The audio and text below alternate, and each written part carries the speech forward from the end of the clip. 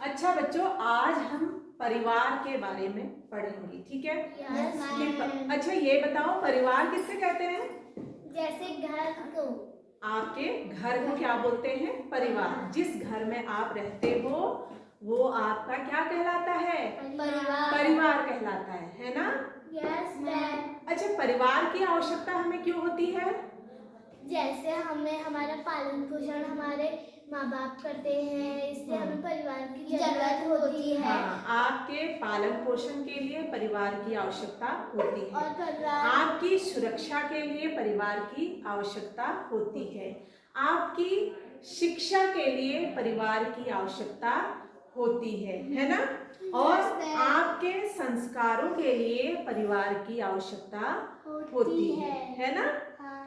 अच्छा ये बताओ, आप अपने परिवार में उनका हेल्प करने के लिए कुछ काम करते हो घर में? Yes ma'am. क्या करते हो?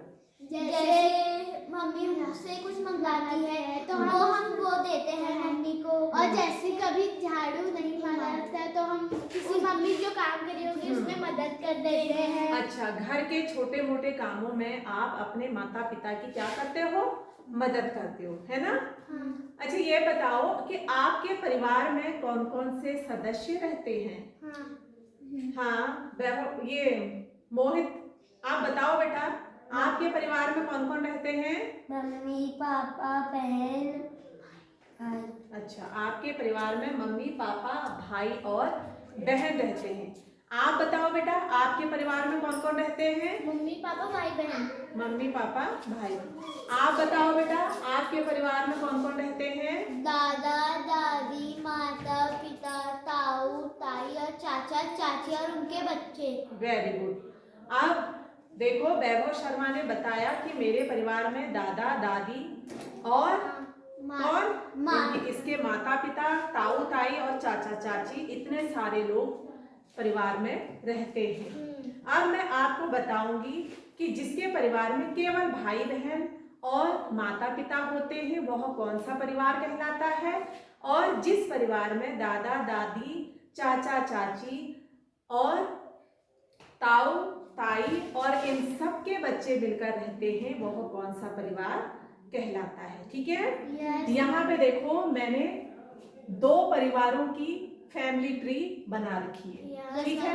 ये है एकल परिवार। ये क्या है? एकल परिवार। एकल परिवार में कौन कौन रहता है? देखो, माता पिता भाई और बहन, ये होता है एकल परिवार, ठीक है? ये है संयुक्त परिवार।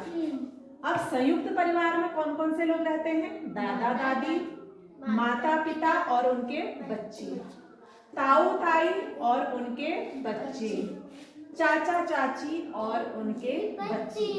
तो ये क्या कहलाता है? संयुक्त परिवार, ठीक है?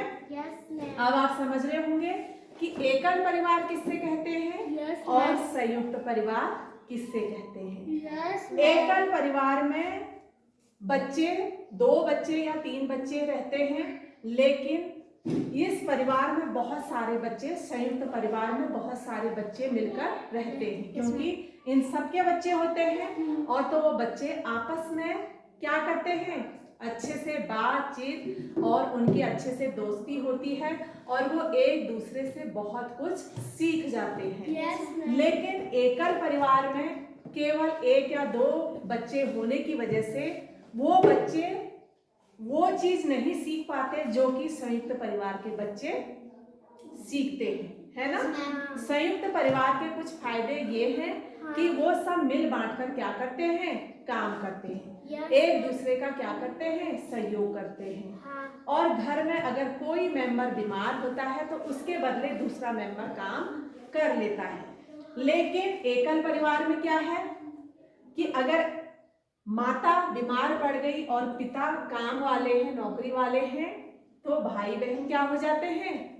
अकेले पड़ जाते हैं, क्योंकि उनकी माँ बीमार हो जाती है तो उन्हें वहां पर उन दिक्कतों का सामना करना पड़ता है। तो आप ये बताओ कि संयुक्त परिवार अच्छा होता है, एकल परिवार अच्छा होता है? संयुक्त परिवार अच्छा होता है। Very good. लेकिन संयुक्त परिवार में भी बहुत सारी दिक्कतों का सामना करना पड़ता है। लेकिन पहले के लोग क्या करते थे, सभी लोग मिलजुल कर संयुक्त परिवारों में ही रहते थे, है ना। तो अब आपको समझ में आ रहा है कि संयुक्त परिवार किससे कहते हैं और एकल परिवार किससे कहते हैं, ठीक है। Yes ma'am.